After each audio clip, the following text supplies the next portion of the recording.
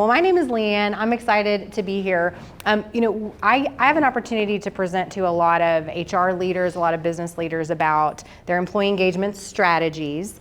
And one of the things that I hear most often from small business owners is that you're wiped out. If you're owning that HR function in your organization, you're wearing a million hats. You're having to juggle all sorts of different roles. There's all sorts of plate spinning, and so a lot of times the employee engagement piece, right? How do we motivate and inspire our employees? How do we keep them on our payroll? Those kind of things seem to kind of fall by the wayside because you're wearing so many hats. And so my hunch is that if you're here, you're exploring, you're interested in thinking about your employee engagement initiatives. What I know is that small HR teams, and again, whether this is like you have HR in your title or you own the HR function, small HR teams are dealing with way more constraints than larger organizations that have really robust HR departments. So you're dealing with, time constraints, resource constraints, budget constraints, multifaceted roles, a lot of times insufficient technology and tools. We were just talking about, as I sometimes say in the HR space, people doing people-y things, is another thing that you have to deal with in HR. And so if you're in that sort of small HR space, you're going to struggle in ways that larger organizations don't. This is my favorite. A client sent this to me one time, like years ago, and I've used it in all sorts of presentations to say, she sent it and said, this is what it feels like trying to run HR in a small organization, and it just cracks me up every time I see it. And I think it captures that essence pretty well. And so sometimes I'll talk to small, HR function leaders, and they'll feel really, really discouraged, or like it's hopeless to retain talent or to engage their talent. But what I want to try to do today is to help you kind of flip the script and to see the leanness of your HR function as a huge advantage that you have.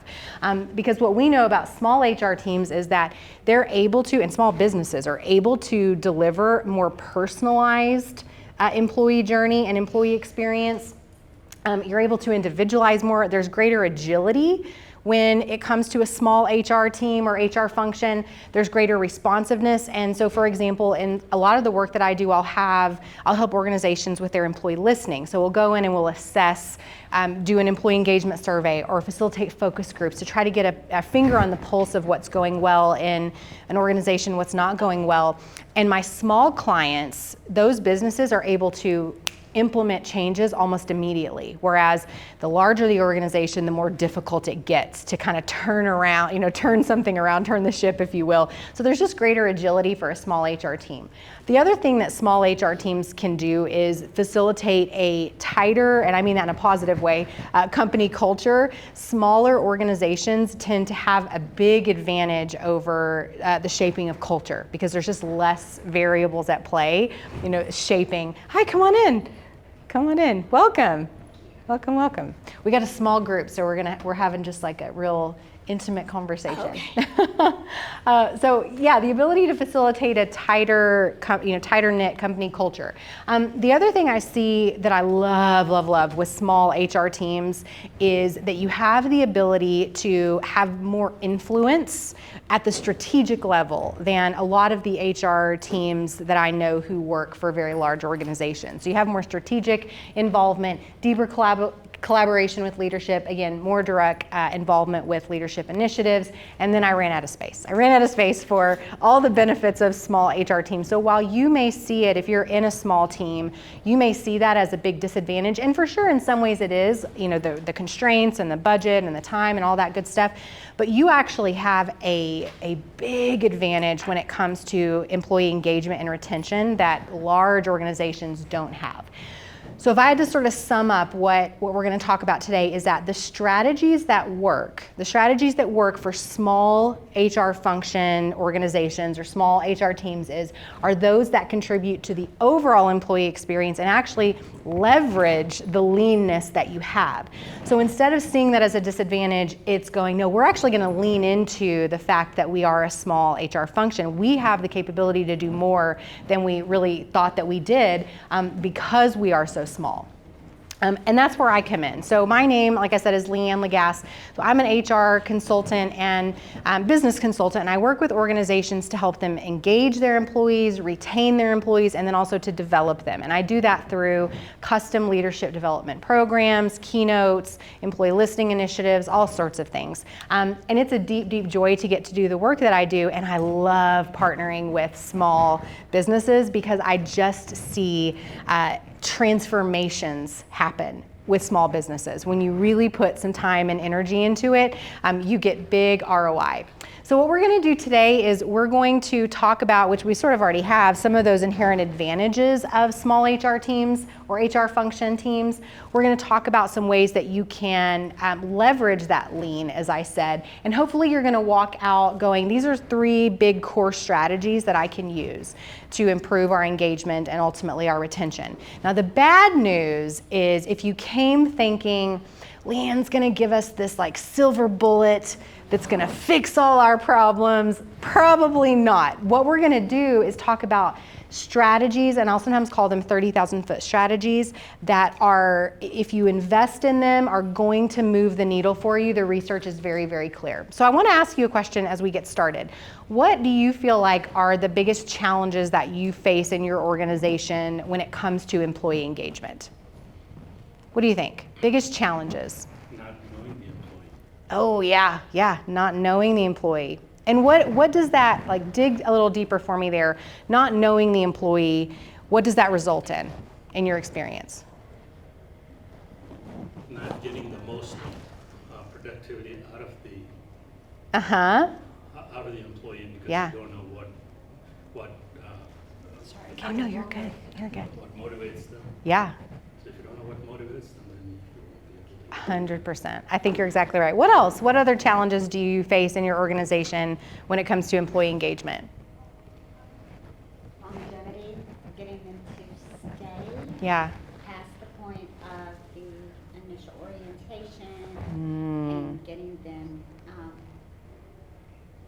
to invest in our company. Yeah, absolutely. I hear that quite a bit in healthcare related industries right now, that turnover in the very early stages is off the charts. And it does vary by industry, but yeah, absolutely. What else? What other challenges do you face with employee engagement?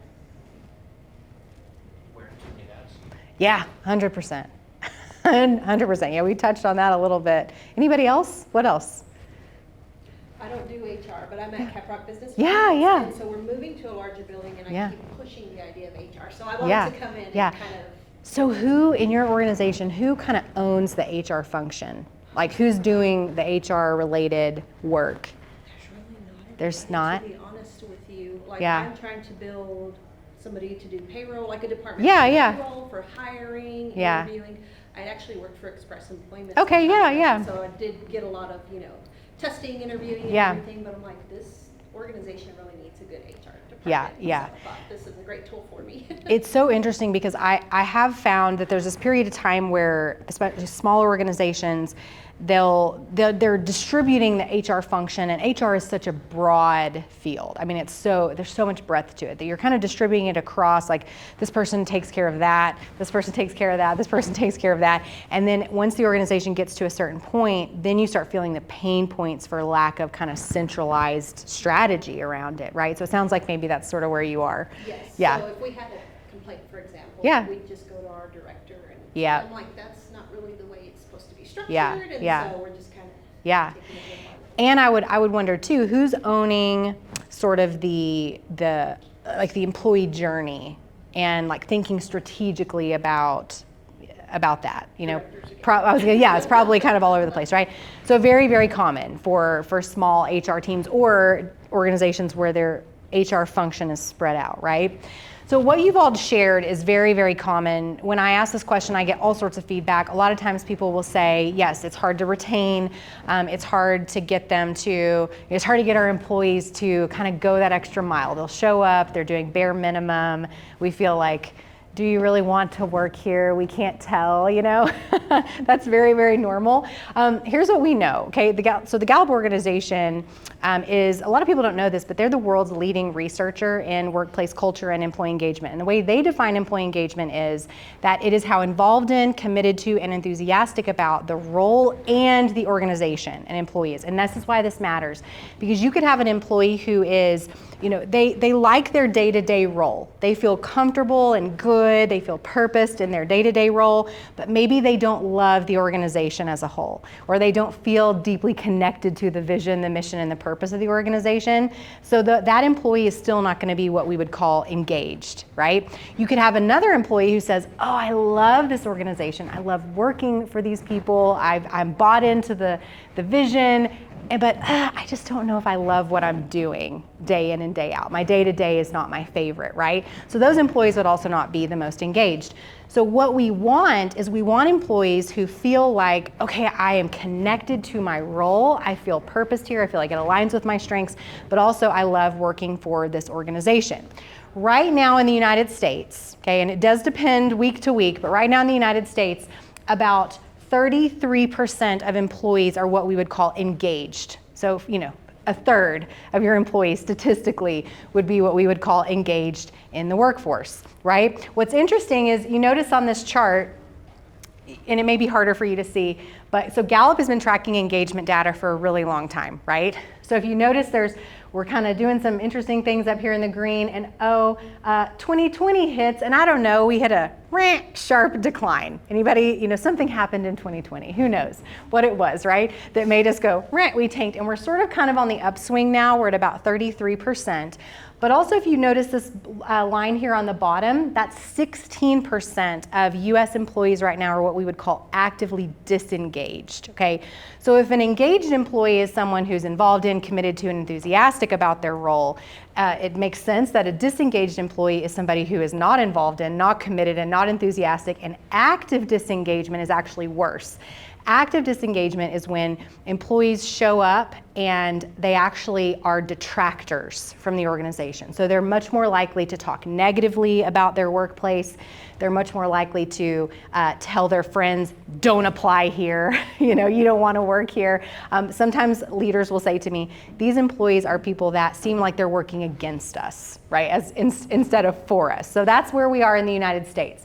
But check this out. This is post-pandemic data that is different from what we experienced pre-pandemic. So right now in the United States, 1 in 2 employees, regardless of how engaged they are, this is important, regardless of how engaged they are, 1 in 2 say that they are open to leaving their organization. So that's different because pre-pandemic, employees would say, you know, there's a tipping point, but they would usually say, if I'm engaged in my job, it would take a lot for me to leave, right? But now even our higher engaged employees are doing this thing where they say, I mean, I like my job, but I mean, I'm curious. I'm curious what else is out there. I'd be open if something else kind of came along, right? And that's different post-pandemic. So that is the world in which we live in. So when you think about, you know, Debbie, I think your example earlier about, you know, okay, so maybe we do hire someone, they show up through orientation and then they go, we're out, you know?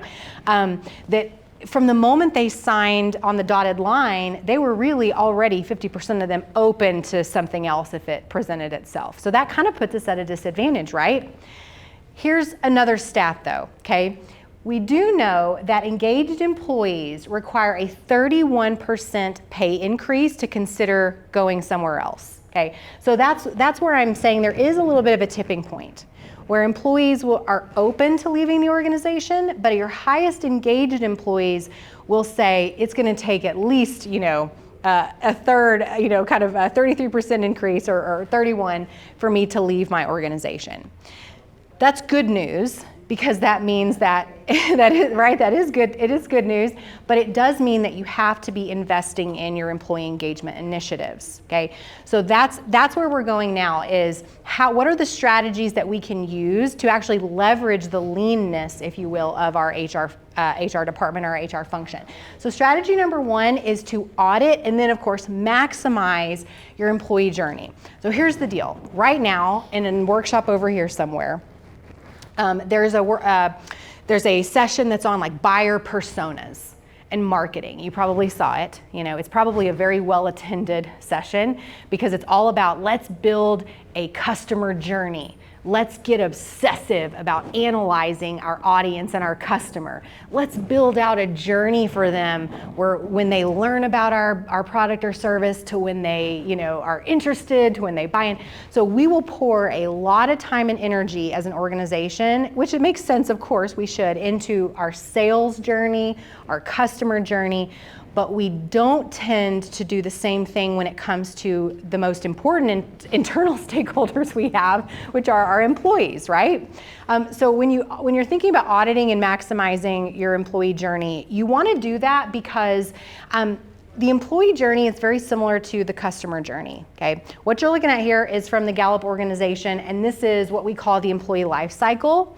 So it is again, a journey that your employees go on all the way from attraction to departing. And we don't really like to talk about departing very much, right? It may happen in onboarding, it may happen after years, maybe a positive or a negative thing, but this is the whole employee journey. So you've got the attraction phase, hiring and onboarding, engaging, performing, and developing your employees, which happens kind of concurrently, and then of course departing, whether voluntarily or involuntarily departing. But the reason I wanted you to see this is to say most small HR teams that I know and I work with are not thinking about getting that 30,000 foot view and auditing the journey so that they can maximize their processes. You're scrambling. You're like on a hamster wheel, you know, and you're doing, we got to do the I-9s and we got to do the interview, and wait, what kind of questions should we be asking for the interview? And wait, there was a complaint over here. I got to deal with that. So we're thinking fragmentedly. I just made up that word, I think. About our employee journey, as opposed to taking a strategic 30,000 foot view and building and actually crafting, if you will, an employee journey. So why, as a small HR team, should we be focusing on the overall employee journey? Well, one, because a better employee experience, the research is so clear, means less turnover. And turnover affects small businesses in ways that it does not affect big businesses, because a lot of times, in my experience, larger organizations have a lot of process documentation. They have institutional history. They've got a lot to their advantage if they have turnover. Nobody likes turnover, but they weather the storm of turnover much better than, I would imagine, like Debbie, your team does, right? So if you build a better employee experience, it's going to save you time, money, energy, resources in the long run. Secondly, it allows you, if you take that 30,000 foot view of your employee experience and your employee journey, it allows you to have a bird's eye view to go, oh, there's gaps here in our employee journey, or oh, there's bottlenecks here, right? This is where we're losing employees, is right here, you know? What can we do to maximize what's going well right here, you know, or to mitigate what's not going well? And then finally, it helps you distinguish between, and this is so important for small HR teams, it helps you distinguish between just activity and impact so that you can improve your processes. And what I mean by that is sometimes when I go in and I work with organizations and we're auditing their employee journey, we're looking at everything across the life cycle, I'll start asking questions because it's always easy for an outsider to ask the questions and to see things that maybe when you're inside it's harder to see. And I'll say, okay, so why are we doing this? And everybody kind of looks at each other like, well, I don't know. That Joe from, you know, operations, that's how he told us to do it. And I'm going, okay, but so this is what I'm talking, it gets fragmented, right? So this is slowing us down. What Joe did probably solved a very specific, unique problem for a few employees. He implemented this, and now it's causing us, it's causing us problems in our employee journey, right? So if you do focus on the journey, you are going to get a better strategic sense of what it takes to better engage your employees. So I want to introduce you to a concept. I am such a fan of this, I cannot even tell you, and it's a process that we call employee journey mapping. I know it's kind of wordy, it's like a weird thing to say. Employee journey mapping, I always say it awkwardly. But this is a process that you can use to understand the different stages in the employee journey or in the employee life cycle, right? What is awesome about conducting journey mapping, employee journey mapping, it's very similar to what you would do with your customers or your clients. It's very similar. But what it's going to do is it's going to allow you to align the entire organization on what is our employee experience and our employee journey. It's going to help you focus your EX, which just is employee experience, that's what that stands for, your employee experience program on moments that matter the most. So let's say, for example, if we're looking at Debbie's, I'm just going to, because you gave me a great example, if we're using, if you're telling me something's happening here about orientation time, right? Maybe. Something's happening orientation time, we're starting to lose employees. What that says to me is we need to do some mapping about what, and some employee listening about what's going on at that part of our life cycle, and we've got to start building some powerful moments that engage employees, that motivate, that inspire them. Something's not working here, so we've got to go back to the drawing board, right? Employee mapping lets you do that. It helps you facilitate employee-centric thinking. Same thing. My friends over here are talking about buyer personas and audience analysis of your customers, which is so important. What I am calling you to is to do the same exact thing for your internal customers, your employees. It also is going to help you prioritize funding, resources for small business, and it's going to help you clarify critical roles within the organization. In other words, who's owning which parts of the employee journey. So here's some broad questions you can ask yourself, and then I actually have a handout that you can download in just a minute if you're interested in learning a little bit more about this. But broad questions you can ask yourself as a result of doing employee journey mapping would be things like, okay, which processes across the employee life cycle are actually, they're taking up more of our time and our resources, okay? Where are we spending the bulk of our time? And for a lot of HR, small HR leaders that I know, or HR owners, they are saying it's the beginning of the life cycle. It's the hiring, it's the onboarding, it's a lot of that legal, that compliance piece, right? But if we ask these broader questions, so which processes are taking up the most time, and what can we do to improve efficiency or to streamline there? That's going to make a big difference. Are there opportunities for automation or other efficiency gains? So again, did you know that almost 40% of HR professionals right now are still doing paper-based HR? Which was traditional, right? So a lot of paper-based HR. My challenge to you would be, could you figure out a way to automate, and there are lots of cool programs out there, and we were just talking about one a moment ago. There's a lot of cool programs that you can, I need to move. Okay. Well, all my audience was over here, so I was wanting to stay over here, right here. Okay. Now I lost my train of thought. Paper-based, yes, paper-based HR.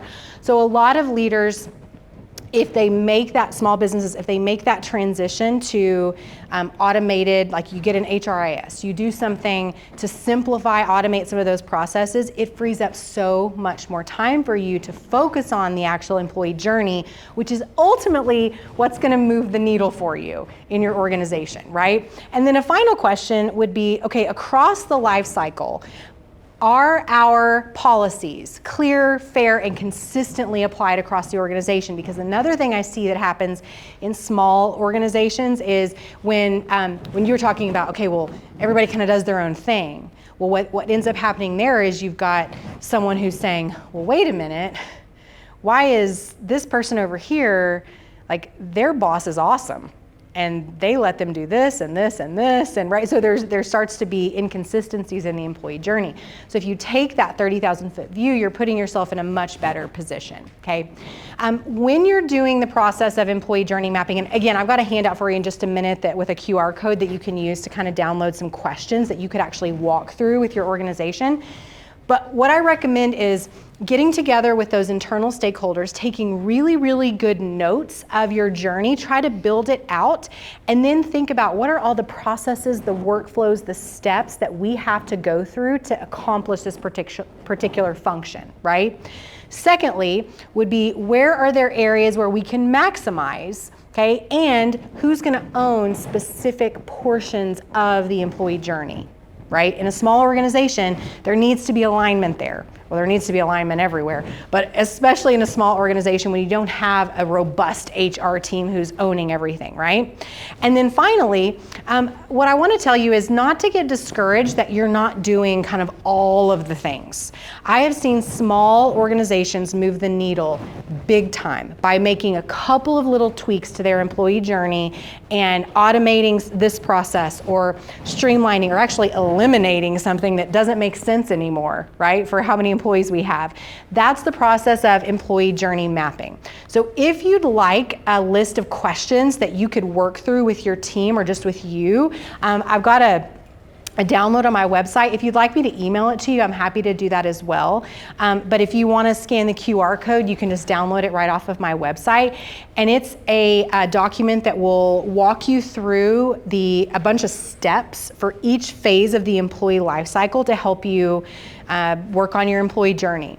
Highly recommend that you do that. That is something you can do. You don't need me to do something like that. You could do that with your internal stakeholders. Start thinking about the entire employee life cycle.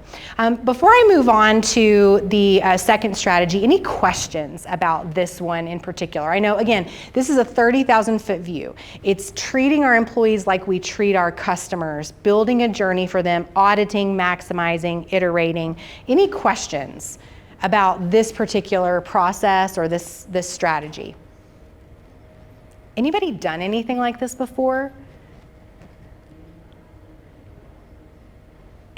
I'm biased. It's a lot of fun, I think, to go through and get strategic about each step of that employee life cycle. So, okay, let me know if you have any questions. So that's strategy one. And keep in mind, these are not silver bullet strategies. These are strategies that do take some initial investment in your time and resources, but once you start the process and get those things going, it's gonna pay off big time for you. Okay, second strategy. This is a sneaky one, but it is so important if you are a small business, a small organization, and that is to build an employee listening strategy. Now, I do work with organizations, big and small, in helping them assess their employee experience, and so sometimes we're doing employee engagement surveys, sometimes we're doing focus groups, sometimes we're doing stay interviews. So there's lots of different ways that you can capture data around the employee experience. But the reason this matters so much in small organizations is because, your culture is so unique and so differentiated that what works for the business down the street is not necessarily going to work for you. So we can't, as small businesses, do a lot of cookie cutter HR stuff or employee experience stuff because you all are very unique in your business. And here's the bad news, okay? In the United States, only 3 in 10 employees believe that their opinions count at work. 3 in 10. 3 in 10. 30%, right? And that's bad news. That's bad news because whether an employee feels heard or not leads to all sorts of positive or unproductive outcomes in the workplace. But here's the good news. If you can just increase that ratio from 3 to 10 to just 6 in 10, okay? What Gallup's research has found is that most organizations who can improve that ratio to 6 to 10 will achieve almost a 30% less turnover rate, voluntary turnover, right? So in other words, if you only have 3 out of your employees, 3 out of 10 who say that their opinions count at work, if you can send the right messages, do the right things to bump that up to 6 in 10, you're gonna see your turnover decrease rapidly. So a lot of times when people come to me with turnover problems, this is the first place we start, is with employee listening. Is we have to figure out what's contributing to the turnover, whether it's in orientation phase or whether it's, I was working with a client not too long ago that they were experiencing a lot of turnover. It's a financial institution, and they were experiencing a lot of turnover at about the 1-year mark with their tellers. And so we had to do some employee listening to figure out what's going on. What's going on with that? Why?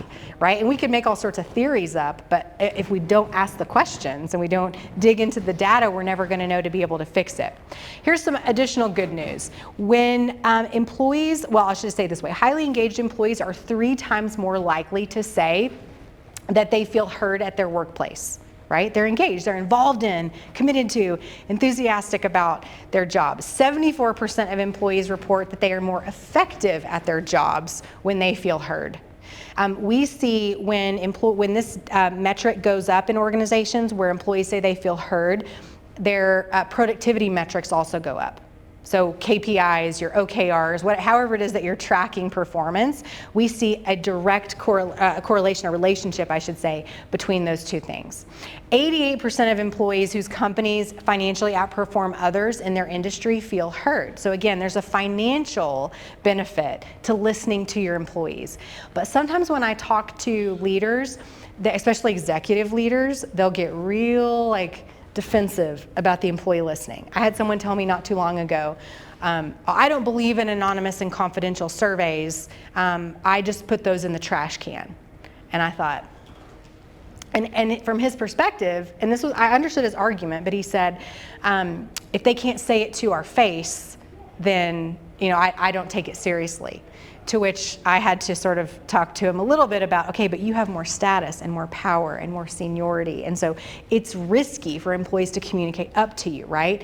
And by not listening to anonymous or confidential voices, you're actually doing yourself a disservice. So the smaller you are, it's actually more important that you're doing good employee listening.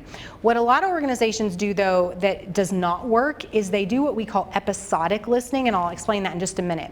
But first I want to tell you, if you're like, employee listening, what does that even mean? What is an employee listening strategy? Okay, an employee listening strategy is when you, as an organization, it's an orchestrated effort, again, across the employee life cycle, to understand the people in your organization, to understand what's driving them, and then ultimately, of course, to improve the employee experience. So what we want to do is we want to move from what we call episodic listening, and episodic listening is really just kind of those big scale, like once a year we're going to do an employee engagement survey, which, by the way, I'm still a fan of a really good employee engagement survey. I help organizations facilitate them. I think most organizations don't do them well because they don't communicate well about them. And so they take the data, they look at it, go, okay, and then never communicate about it on the back end, right? I think if we improve the communication around it, the experience would be better for employees. I digress. But episodic listening is when we're just kind of, we do an employee engagement survey in October every year, or yes, we do exit interviews, okay? So these are our episodes of listening. What we want to do is move to what we call continuous listening. A continuous listening strategy is a more integrated strategic approach that, again, you're going to hear me say this word a lot today, is woven right across the whole employee life cycle.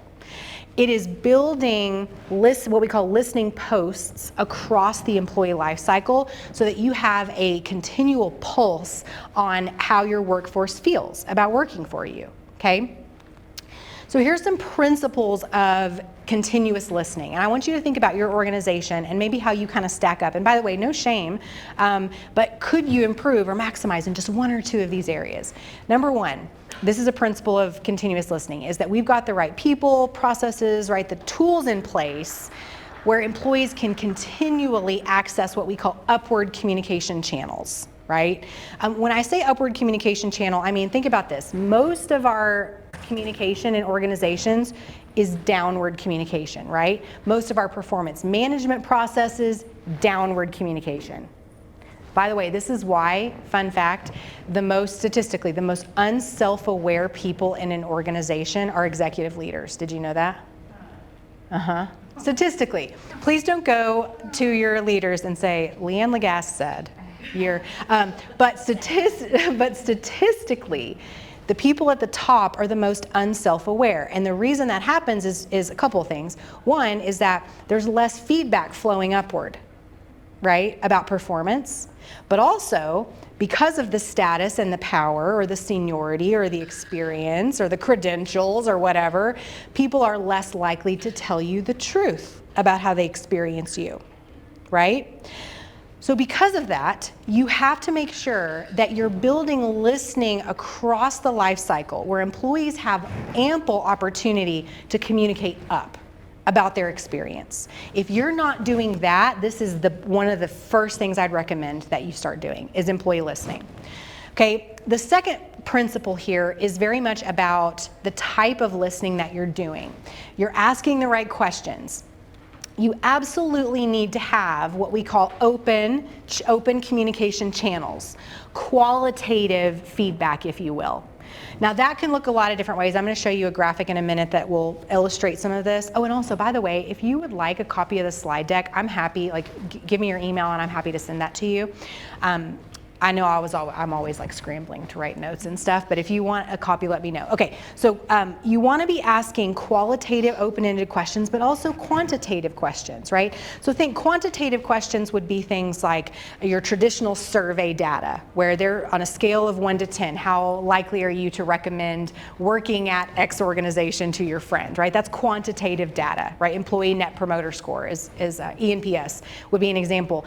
But what a lot of organizations do is they only collect quantitative data, and then they try to make sense of that quantitative data, and they have assumptions, they tell themselves stories about it, they even sometimes take action, and employees are going, that's not what it was, that's not what we wanted, wasn't what the problem was, right?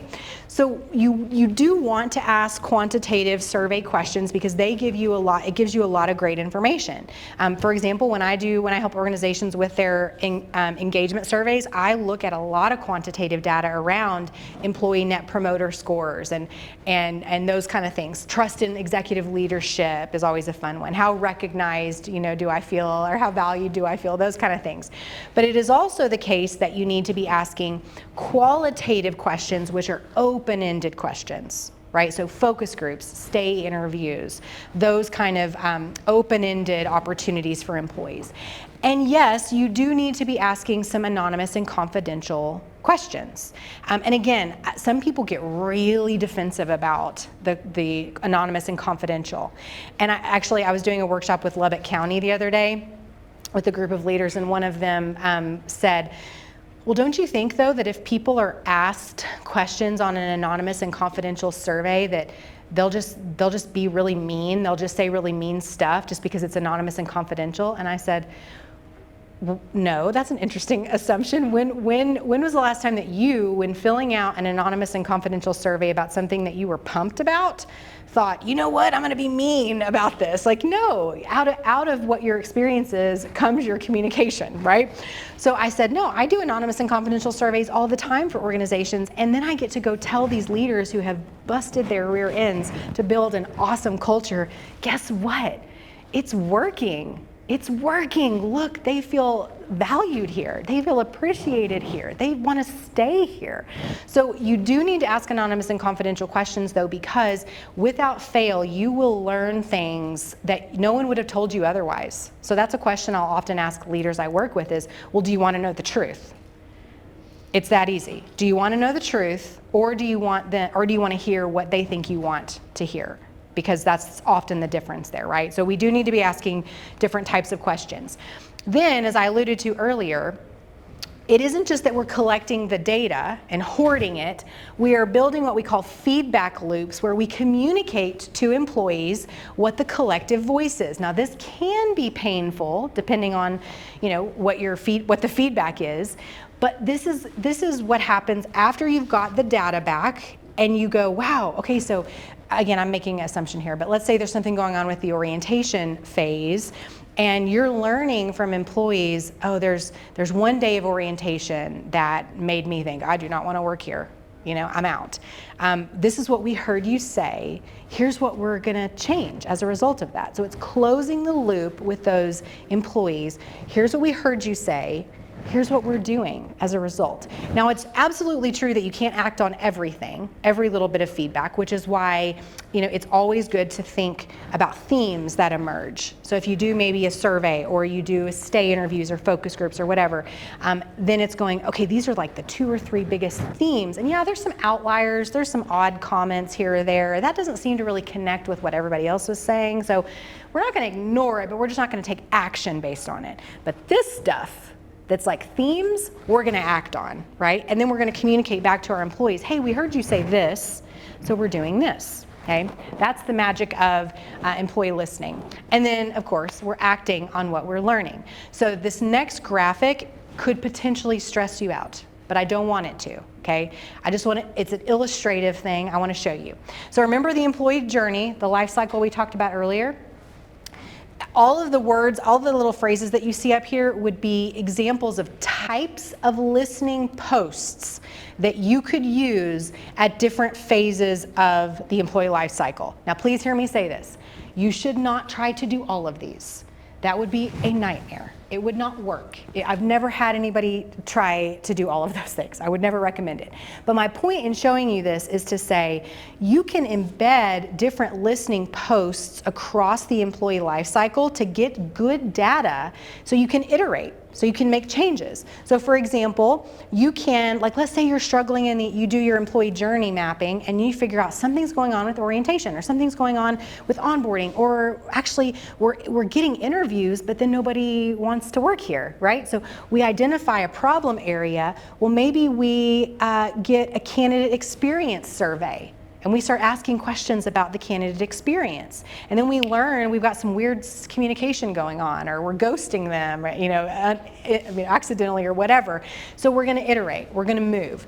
Maybe here in like the engage phase, we're gonna conduct stay interviews or focus groups, right? Or we're gonna have town hall meetings. Again, every organization's different.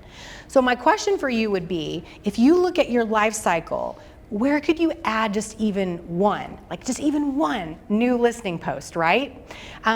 So assess your listening strategy across the employee life cycle. So ask yourself, where are we listening to employees? Okay, and then start with trying to create one listening post in each phase of the life cycle. So some of you, if you already do like exit interviews, you may already have one, you know, there. By the way, exit interviews are not very effective at retention. They're not. They can be effective for identifying problems that you can address strategically later. But when a person's in an exit interview, there's no hope in retaining them at that point. They're gone. So stay interviews may be something that you could add in on, you know, the engage phase, right? That's something that kind of crossed my mind. And Yeah. cut you off. No. You know, I always think back to evaluations are normally done annually. How come there's not maybe a quarter, if you're Yeah. smart enough, a quarterly check-in on employees? Absolutely, absolutely. So could you add just one listening post in every phase of the life cycle, right? And some of those, if I just go back, you know, some of those are things that you're kind of, maybe you already have one-on-ones with your supervisors. Maybe it's you're equipping those managers to do a little bit of organic listening to get their finger on the pulse during those one-on-ones. And that's happening on a regular basis. And that leads to employees thinking, my manager actually does very much care about my employee experience here, right? So could you build just one listening post across the life cycle? Okay, let me catch myself back up. So yeah, start with creating one, and then communicate your strategy and your vision to employees that we want to grow in our employee listening. This matters to us. Pro tip, another thing you can do is you can use your employee listening to help you in your attraction phase. What I mean by this is, let's say that you've done some good employee listening, you made some changes, you can advertise that, market that to your candidates by saying, hey, here, we really value listening. In fact, in our last round of stay interviews, the two major themes that came out were this and this, so here's some things that we've done, you know, and so now this potential candidate's going, seems like they really care about the voice of their employees here, right? So you can do all sorts of cool things with your employee listening initiative. So again, this is that same graphic, but I just wanted to show you that let's say that you wanted to just dial up a couple of listening strategies in your engage phase. So stay interviews, maybe surveys and focus groups. This is something I do in my business a lot, is help organizations with those three areas in particular. So I want to give you 3 examples of clients that I've worked with and small businesses and things that we've done that have moved the needle for them. So I was working with one organization, and one of the biggest themes that emerged that was a problem for them in the data was employees were saying, we don't know what the heck's going on around here. We don't understand decision-making frameworks. Everybody's canceled all of our meetings, you know, because post-pandemic, everybody was like, get all the meetings off the calendar. Interestingly, now I'm hearing employees go, can we put some meetings back on the calendar? Because we don't know anything that's going on around here. And we used to learn all that stuff in meetings, right? I digress. That's a different story for another day. But so there's no team recognition. We don't feel like our team is seen in the organization. So what's funny is I ask in a focus group employees, okay, what are some things that you'd like to see the organization do? And many of them were like, we want to bring back those town halls that we used to have. So I go and I report that to the executive team, and they were like, what? We thought they hated those. And I was like, why did you think they hated them? And they're like, I don't know. And then one of them said, I think maybe it's just because we hated them, you know? And it's like, yeah, so they had gotten rid of this listening post that actually made a very big difference for their employees. So we implemented that again, and they had also adopted some HR technology to help them facilitate team recognition, to put eyes on what different departments were doing. It was easy to implement both of those things very quickly, right? In a different group, I heard one of my clients here in town, one of the interesting things that came out was there were some generational differences in their perception of their benefits. And they employed a large number of younger employees, so like young Gen Z employees, and they were saying, well, there's all these benefits, like if you're a parent, but like we're all in college, and so they market this like, oh, all these parent benefits, and they're like, that doesn't mean anything to us. And they were right? They're like, that doesn't speak to us at all. And so what we did is a benefits analysis and gave employees some agency to pick, like, here's benefits that make the most sense for us, right? Easy to do that. But again, it isn't just that you're getting the data, it's that you're sending the message that you're listening and that you care about them, right?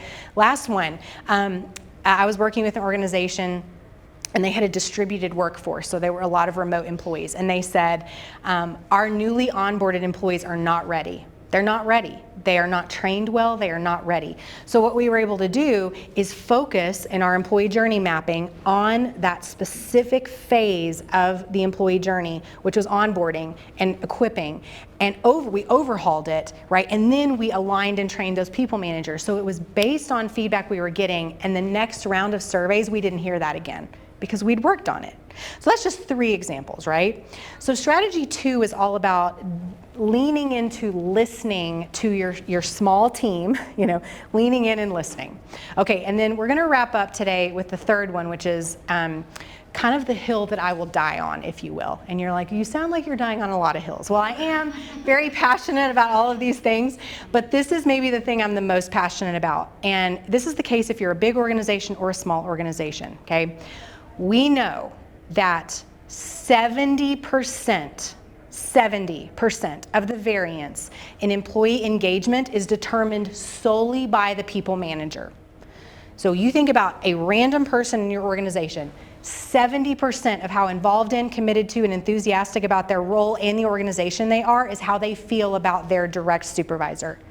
And yet, okay, the U.S. Bureau of Labor Statistics found that companies with fewer than 100 employees gave only 12 minutes on average every 6 months of manager training. And actually, it's worse for organizations that are kind of your mid-size, like a little bit bigger, is only 6 minutes, right? So isn't that bonkers? If it is true that 70% of how engaged our employees are is their manager, and yet we are not doing a good job equipping them, right? The reason that matters is stats like this. Only 26% of employees believe that the feedback they receive from their direct manager helps them do their work better. Like a fourth, right? Or what about the employee recognition piece? We haven't had a chance to talk as much about that today, but employees who report that they're not adequately recognized at work by their manager, by the way, are 3 times more likely to say that they'll quit in the next year. So why then do we, and I don't mean you, but I mean we, culturally, right, why do we neglect to equip our people managers? It's mind-boggling to me, because that is where you will get the most ROI on your engagement efforts, whether you're a small business or a large business. So this is a list of the kind of training topics that we know move the needle for people managers. So it's a long list. Please, again, don't feel like, oh no, we gotta leave and we gotta do all these things. You're not gonna be able to do all these things. But start with, can we train our managers on what it takes to drive engagement and retention? Can we train them on how to actually manage performance? Can we train them on communication, conflict resolution, mediation? Can we train them on active listening, how to be a coach? Can we train them on the science of team cohesion or nurturing psychological safety, right? And again, I should have put, I ran out of space again, right?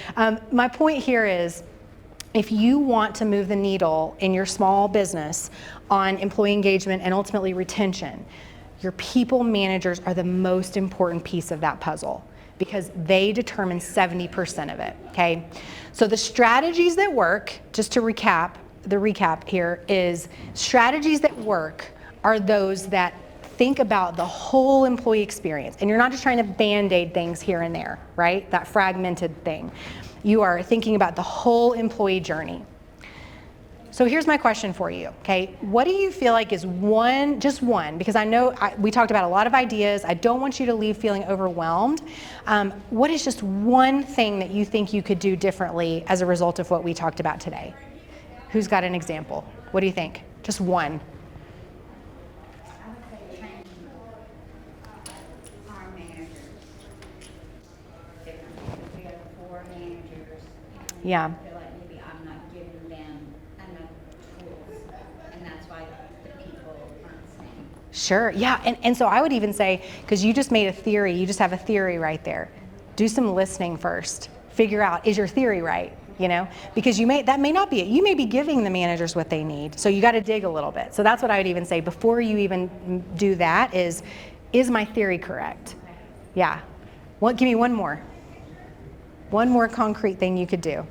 A lot of what you said today makes sense, you know, like from my personal experience in other departments, they're always like, well, you guys are always having fun. You go out and you do these things.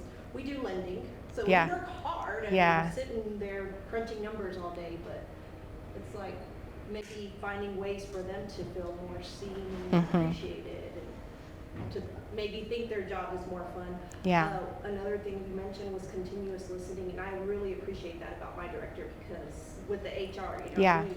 the job of a loan officer, but my passion, I feel personally, just Yeah. for school, for my degrees, is more geared toward this. Yeah. And so she already signed me up for an SHRM conference, and I'm like, Awesome. you listen. That's awesome. That's great.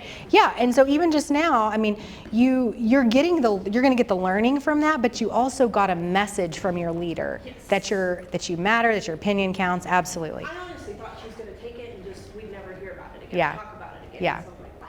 That's awesome. That's awesome. Well, again, my goal is not that you walk away going, oh my gosh, I got 4,000 more to do, you know, from today, but that you think, okay, how do we analyze the employee journey? How do we improve our listening across the life cycle? And how do we equip our managers? Because that is where you're going to get the most ROI on those things. So thank you so much for being here. I'd love to stay in touch. I have a resource table out here. I'm giving away gift cards, like local gift cards, and also some one-on-one coaching sessions if you're interested, and to sign up. But thank you so much for being here. It was wonderful, and I hope you enjoy the rest of the day. Thank you. Let me sneak in. Yeah, thank you.